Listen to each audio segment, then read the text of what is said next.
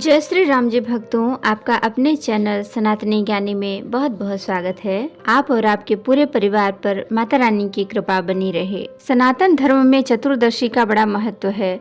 इसे अनंत नाम से भी जाना जाता है। इस दिन भगवान विष्णु के अनंत रूपों की पूजा की जाती है और धार्मिक मान्यताओं के अनुसार अनंत चतुर्दशी पर भगवान श्री हरि विष्णु की विधि विधान से पूजा आराधना की जाती है। विधि विधान से पूजा करने से जीवन में जितनी बाधाएं हैं सब दूर हो जाती हैं। इस पावन दिन को व्रत धारण करते हैं और कथा सुनते हैं और अनंत सूत्र अर्थात पीला धागा बांधते हैं, जिसमें 14 गठाने होती हैं। ज्योतिष के अनुसार ऐसा माना जाता है कि अनंत सूत्र की जो कि 14 गांठें होती हैं वे ब्रह्मांड के 14 लोकों का प्रतीक भी मानी जाती है। और 14 लोक हैं भूलोक, भुवलोक, स्वलोक, महलोक, जनलोक, तपोलोक, ब्रह्मलोक, अतल, पितल, सतल, रसातल, तलातल, महातल और पाताल।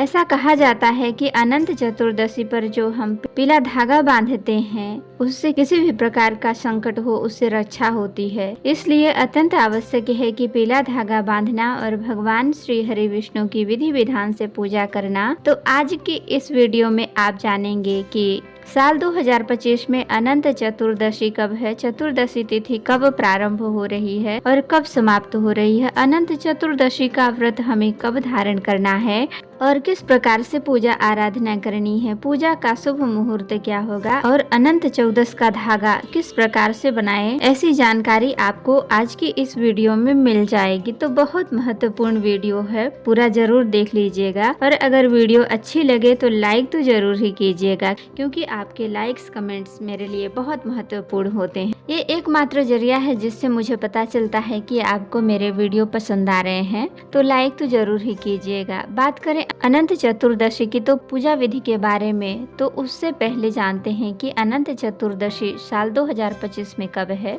तो भाद्रपद मास के शुक्ल पक्ष की चतुर्दशी तिथि को अनंत चतुर्दशी का व्रत धारण किया जाता है और चतुर्दशी तिथि का प्रारंभ हो रहा है 6 सितंबर 2025 को सुबह 3:12 पर और चतुर्दशी तिथि का समापन हो रहा है 7 सितंबर को सुबह 1:14 पर। तो ऐसे में व्रत हमें कब धारण करना है, देखिए सूर्योदय कालीन चतुर्दशी तिथि हमें 6 सितंबर को प्राप्त हो रही है, इसलिए हमें 6 सितंबर 2025 को शनिवार के दिन अनंत चतुर्दशी का हमें व्रत धारण करना है। इस दिन सूर्योदय काल का समय है सुबह 6:02 पर और सूर्यास्त का समय होगा शाम को 6:37 पर। ब्रह्म मुहूर्त सुबह 4:31 से 5:16 तक।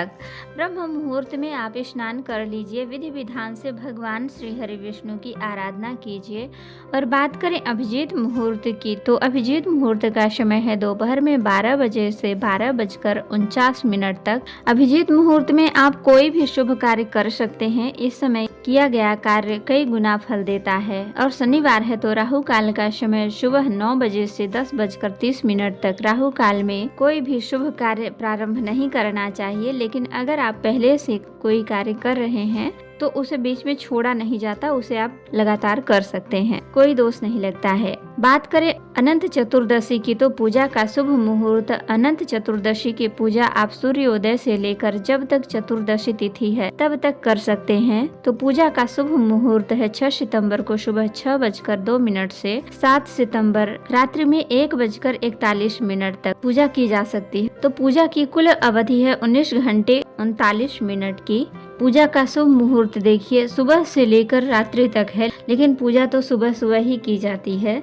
तो अनंत चतुर्दशी के दिन जल्दी उठ जाइए, नित्य कर्मों से निवृत्त हो जाइए, स्नान कर लीजिए, स्वच्छ वस्त्र धारण कीजिए, फिर भगवान सूर्य देव को जल देकर घर के मंदिर में साफ सफाई करके पूजा कर लीजिए। आप चाहें तो पहले से भी साफ सफाई कर सकते हैं, चाहे तो अलग से चौकी लगाकर पूजा कर सकते हैं। भगवान श्री विष्णु की आराधना की जाती है इस दिन, तो पूजा के स्थान पर कलश स्थापना कर लीजिए, मिट्टी का कलश हो या फिर धातु का, और सभी देवी देवताओं का ध्यान करना है। अगर व्रत नहीं करना है तो पूजा का संकल्प ले लीजिए, क्योंकि देखिए व्रत सबके यहाँ नहीं होता, लेकिन पूजा सब लोग करते ही हैं और सबको करना भी चाहिए। भगवान विष्णु की मूर्ति या फिर प्रतिमा की स्थापना करनी है, जिस फोटो में शेष नाग भी हो, ऐसी प्रतिमा की पूजा की जाती है।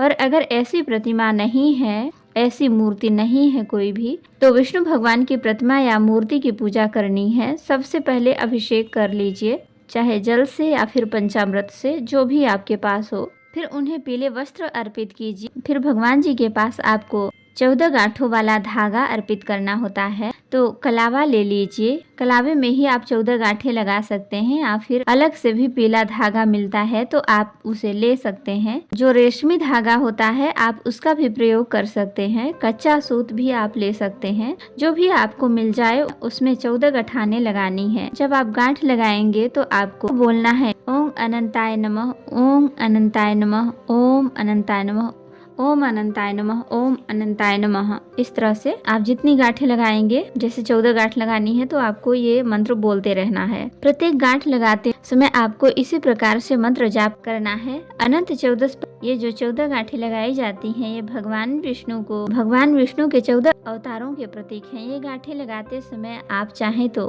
भगवान विष्णु के 14 नाम भी ले सकते हैं। ये 14 नाम हैं: अनंत, ऋषिकेश, पद्मनाभ, माधव, वैकुंठ, श्रीधर, मधुसूदन, वामन, त्रिविक्रम, केशव, नारायण, दामोदर, गोविंद और श्री कृष्ण। गांठ लगाते समय इन 14 नामों का उच्चारण भी कर सकते हैं। प्रत्येक गांठ पर एक एक नाम लेना है। मान लीजिए अगर आप ऐसा नहीं करते हैं तो सिर्फ आपको मंत्र जाप करना है ओम अनंताय नमः, ओम अनंताय नमः। ऐसा कहा जाता है कि भगवान विष्णु के इन 14 नामों के स्मरण करने मात्र से सुख, शांति, धन और समृद्धि सभी कामना पूर्ण हो जाती है। भगवान विष्णु और माता लक्ष्मी स्थायी रूप से आपके घर में वास करते हैं। तो विधि विधान से पूजा करने के बाद विष्णु भगवान का ध्यान करते हुए आरती, इसके बाद क्षमा प्रार्थना कर लीजिए। इसके बाद आपको ये धागा भगवान श्री हरि विष्णु के चरणों में रख दीजिए। फिर इस धागे को हाथ में बांधने का नियम होता है। जाता है कि कम से कम 14 दिनों तक अपने हाथ में ये धागा बांधे रहना है। अगर पुरुष हैं तो अपने दाहिने हाथ में, अगर महिलाएं हैं तो बाएं हाथ में धागे को बांधें। 14 दिन कम से कम जरूर बांधिए। आप चाहे तो 1 साल तक भी बांध सकते हैं। अगर आप चाहे तो पूरे वर्ष बांध कर रख सकते हैं। लेकिन इस धागे को बांधने के कुछ नियम होते हैं, जैसे कि भक्त इस धागे को बांधते हैं अपने हाथ में, उन्हें ब्रह्मचर्य का पालन करना चाहिए। लहसुन, प्याज, मांस, मदिरा का सेवन आपको नहीं करना है। इस धागे को बांधने के फायदे क्या हैं? देखिए, कहा जाता है कि धागे को बांधने से, इस अनंत सूत्र को बांधने से समस्त प्रकार के सुखों की प्राप्ति हो जाती है। तो कहा जाता है कि खोया हुआ धन भी आपको प्राप्त हो जाता है। तो भगवान विष्णु के चरणों में धागा रखें, फिर हाथ में बांध लें और नियम का पालन करें। 14 दिनों तक बांध कर देखिए और भगवान से प्रार्थना कीजिए। और प्रतिदिन एक बार विष्णु सहस्त्र नाम का जप आपको जरूर करना चाहिए। नियम पूर्वक अगर आप 14 दिनों तक विष्णु सहस्त्र नाम का पाठ करते हैं और इस धागे को बांध कर रखते हैं, और अगर ब्रह्मचर्य का पालन करते हैं, तो मांस, मदिरा, लहसुन, प्याज आदि नहीं खाते हैं, तो 14 दिनों के भीतर ही आपको इसका रिजल्ट आ जाएगा। अच्छा, तो जो भक्त 14 दिनों तक भी नहीं बांधना चाहते हैं तो आप दिन भर बांध कर रखिए। फिर अगले दिन आप सुबह उठकर धागा खोल सकते हैं और किसी भी पौधे में डाल सकते हैं, या फिर अपने घर के किसी अलमारी या पर्स में रख सकते हैं। पूरे वर्ष संभाल कर रखिए इसे, फिर अगले वर्ष इसका विसर्जन आप कर दीजिए। तो दोस्तों, ये है आज की वीडियो। इसमें अनंत चतुर्दशी से संबंधित संपूर्ण जानकारी मैंने आपको शेयर की है। उम्मीद करती हूँ अगर वीडियो अच्छी लगी होगी तो आप लाइक, कमेंट जरूर करेंगे। तो जय श्री राम जी भक्तों, आपका दिन शुभ हो।